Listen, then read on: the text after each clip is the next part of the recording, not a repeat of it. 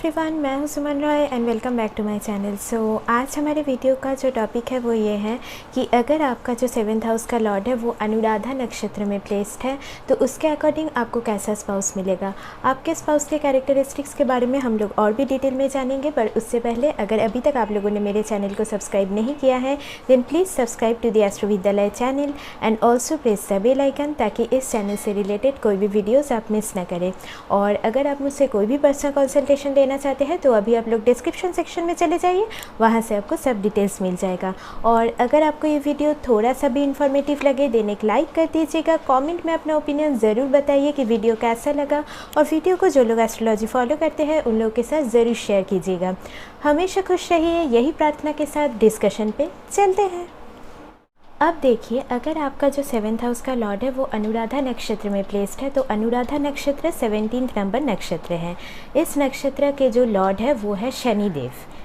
तो यहाँ पे देखिए शनिदेव क्या डिनोट करते हैं। शनिदेव हार्डवर्क को डिनोट करते हैं, डिसिप्लिन को डिनोट करते हैं, जो भी ऑर्गेनाइजेशन स्किल्स हैं, लिमिटेशन, बाउंड्री और डिले को भी शो करता है। तो अगर आपका 7th हाउस का लॉर्ड बेसिकली शनिदेव रूल्ड नक्षत्र में प्लेस्ड है तो यहाँ पे थोड़ा बहुत मैरिज में डिले भी शो करता है।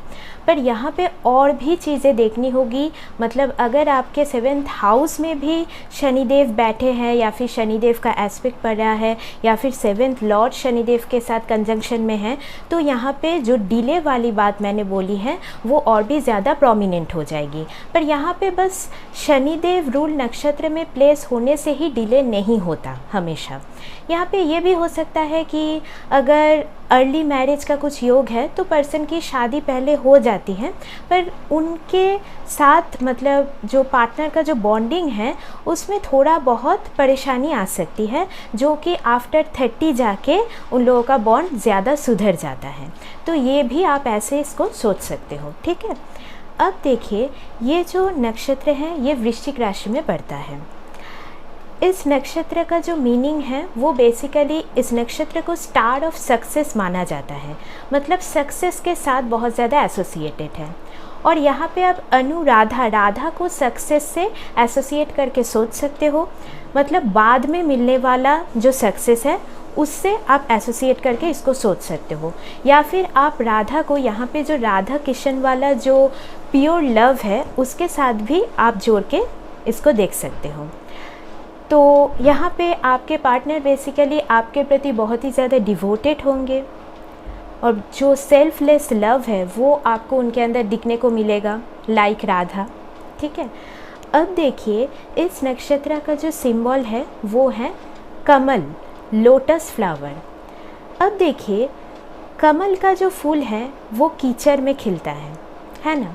तो इससे आपको क्या पता चलता है कि आपके स्पाउस के लाइफ में भी बहुत सारे चैलेंजेस रह सकते हैं, मतलब उनके आसपास का जो सराउंडिंग रहेगा वो बहुत ही ज़्यादा माइंड ब्लोइंग सराउंडिंग नहीं होगा, पर जो भी सराउंडिंग उनके आसपास रहेगा वो उनके जो प्योरिटी है, उनके पर्सनालिटी को कहीं से भी नेगेटिवली इफ़ेक्ट नहीं कर पाएंगे। मतलब उनका जो प्योरिटी है वो किसी भी मतलब बहुत ही ज़्यादा हार्डेस्ट सिचुएशन में भी वो कायम रहेगा। तो यहाँ पे बहुत ही ज़्यादा अच्छी और पॉजिटिव पॉइंट है। अब देखिए, इस नक्षत्र के जो डीटी हैं वो है मित्र, मतलब गॉड ऑफ फ्रेंडशिप, और इनको 12 आदित्यों में से एक माना जाता है।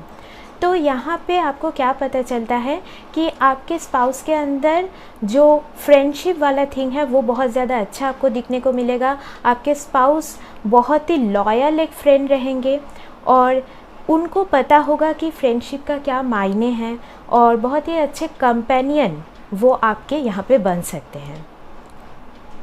और यहाँ पे उनको टीम वर्क करके कोई भी गोल को अचीव करने की जो कैपेबिलिटी है वो उनके अंदर आप ज़रूर देख पाओगे।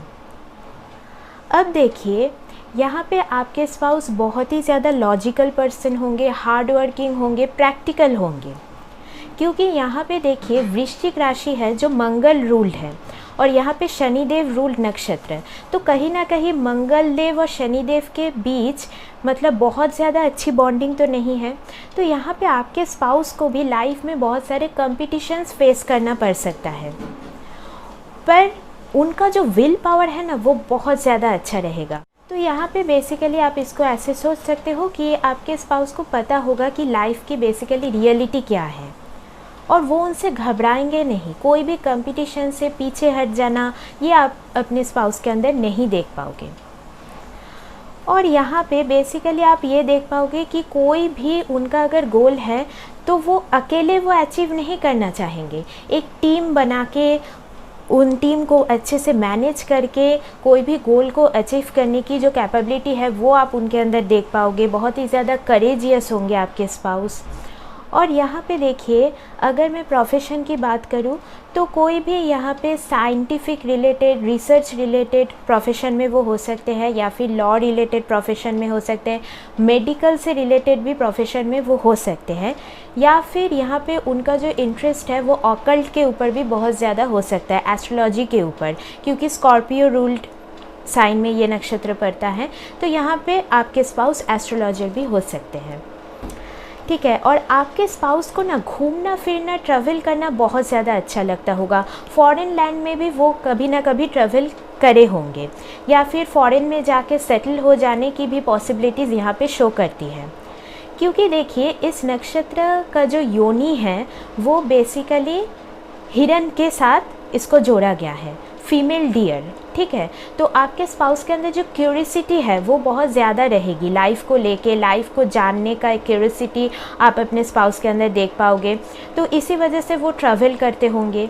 और यहाँ पे आप ये भी देख पाओगे कि आपके स्पाउस को टाइम वेस्ट करना बिल्कुल नहीं पसंद होगा। बहुत अच्छे से जो टाइम मैनेजमेंट स्किल है वो आप उनके अंदर देख पाओगे। एक वर्कहोलिक नेचर आप उनके अंदर देख पाओगे। मतलब लाइफ को लेके, वर्क को लेके बहुत ज़्यादा सीरियसनेस आप उनके अंदर देख पाओगे, ठीक है।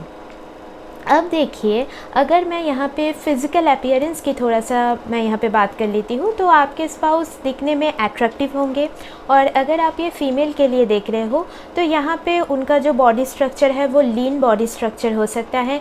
उनकी जो आइज़ है वो ब्राइट आइज़ आपको दिखने को मिलेगी। उनके फेस में एक इनोसेंस भी आपको दिखने को मिल सकता है, पर कभी कभी थोड़ा सा फ्रस्ट्रेशन, सैडनेस वाला लुक, एक सीरियसनेस भी आपको उनके फेस में दिखने को मिल सकता है।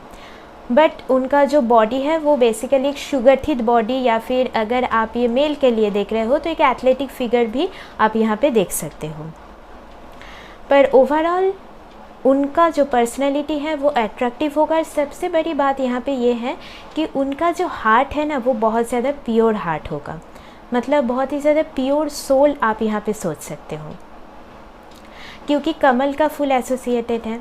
और यहाँ पे आपके स्पाउस आप ऐसा देख पाओगे कि उनका जिनके भी साथ फ्रेंडशिप है वो बहुत अच्छी तरीके से उनको निभाते हैं। मतलब अपने फ्रेंड्स के प्रति बहुत ज़्यादा लॉयल रहते हैं। तो अगर आपका 7th लॉर्ड अनुराधा में प्लेस्ड है ना, तो आप पहले तो अपने स्पाउस का फ्रेंड बनने की कोशिश कीजिए। तो देखना आपका जो मैरिज है वो बहुत अच्छे से चल पाएगा, क्योंकि आपके स्पाउस आपके प्रति बहुत ज़्यादा डिवोटेड रहेंगे। और यहाँ पे उनको पता होगा कि what is true love, what is friendship, ये जो थिंग्स है इनके बारे में इनको बहुत अच्छे से पता होगा। मेच्योर होंगे आपके स्पाउस, मतलब एक मेच्योर थिंकिंग रखने वाले होंगे। अब देखिए, यहाँ पे अगर मैंने प्रोफेशन की तो बात कर ही ली है, तो अगर मैं थोड़ी सी नेगेटिव थिंग्स की यहाँ पे बात करूँ तो यहाँ पे स्कॉर्पियो रूल साइन में होने के कारण आपके स्पाउस दूसरों के साथ घुलना मिलना तो उनको अच्छा लगता होगा, सोशेबल पर्सन होंगे क्योंकि मित्र है यहाँ पे डीटी। पर कहीं ना कहीं जो सीक्रेटिव नेचर है वो भी उनके अंदर रहेगी। मतलब बहुत ईजीली किसी के साथ ओपन अप नहीं होंगे, या फिर बहुत सारी ऐसी बातें होंगी जो बहुत लोगों को नहीं पता होगी। तो यहाँ पे आपको उनको अच्छी तरीके से जानने के लिए उनके साथ और भी ज़्यादा वक्त बिताना पड़ेगा। जैसे कि मैंने पहले ही कहा कि आपको पहले उनका बहुत अच्छा फ्रेंड बनना पड़ेगा। और यहाँ पे थोड़ी बहुत जेलसी वाला जो नेचर है वो भी दिखने को मिल सकती है, पर मैंने ज़्यादातर देखा है कि इनके प्रति लोग ज़्यादा जेलस होते हैं। क्योंकि आप ही देखिए ना कि कितने ज़्यादा पॉजिटिव गुण इन नक्षत्र वाले लोगों के अंदर होता है, मतलब आपके स्पाउस के अंदर होगा। तो यहाँ पे वो किसी से जलेंगे, इससे ज़्यादा मुझे ये लगता है कि लोग इनके प्रति ज़्यादा जेलस फील करेंगे, इसीलिए तो उनको ज़्यादा कंपटीशन फेस करना पड़ेगा लाइफ में, है ना। क्योंकि वो जिस भी ग्रुप में होंगे वहाँ के लोगों के वो फेवरेट बन जाएंगे बहुत जल्दी, बिकॉज़ उनकी आइडियोलॉजी ऐसी होगी, ठीक है। पर कहीं ना कहीं ये भी शो करता है कि थोड़ा बहुत एंगर इशू भी उनके अंदर रह सकता है, और या फिर जो कंट्रोल करने की टेंडेंसी है किसी को, वो भी आपको दिखने को थोड़ा बहुत मिल सकता है। पर ये बेसिकली बहुत ज़्यादा अगर नेगेटिव हो रहा है आपके चार्ट में तो ये ज़्यादा आपको दिखने को मिलेगा। ज़्यादातर ये लोग बहुत ज़्यादा गुस्से में तो नहीं आते, शांत प्रवृत्ति के ही होते हैं, पर अगर बहुत हद तक आप उनको प्रवोक कर दो तो थोड़ा बहुत ये एंगर इशू आपको दिखने को मिल सकता है। अदरवाइज़ आपके स्पाउस को स्पिरिचुअलिटी की तरफ भी बहुत ज़्यादा यहाँ पे इंटरेस्ट हो सकता है, जैसे कि मैंने कहा ऑकल्ट साइंस की तरफ, और कोई भी चीज़ के पीछे क्या लॉजिक है वो ढूंढने की वो ज़्यादा प्रयास करेंगे। तो यहाँ पे बिजनेस में भी आपके जो स्पाउस है वो बहुत अच्छे कर सकते हैं, ठीक है। अब देखिए आपके स्पाउस के फेस में ही ना एक फ्रेंडलीनेस होगा, मतलब बहुत इजी होगा आपके लिए उनके साथ बातचीत करना। मतलब भले ही वो पहले मीटिंग में अपने बारे में बहुत कुछ ना बताए आपको, पर आप बहुत इजीली उनके साथ बहुत बातें शेयर कर पाओगे, क्योंकि आपके स्पाउस काफ़ी अच्छे लिसनर भी होंगे, बहुत अच्छी से ध्यान से आपके बात को वो सुनेंगे भी। तो इसी कैपेबिलिटी की वजह से भी प्रोफेशनल सक्सेस उनको मिलेगा। क्योंकि देखिए मैंने जैसे कि पहले कहा था कि कोई भी टीम मैनेजमेंट स्किल आपके स्पाउस के अंदर अच्छे से देखी जाएगी, मतलब कोई भी मैनेजरियल पोजीशन में वो हो सकते हैं, लीडरशिप पोजीशन में हो सकते हैं, और इन सब पोजीशन में जाने के लिए भी लिसनिंग स्किल अच्छी होना बहुत ज़्यादा ज़रूरी है, ठीक है।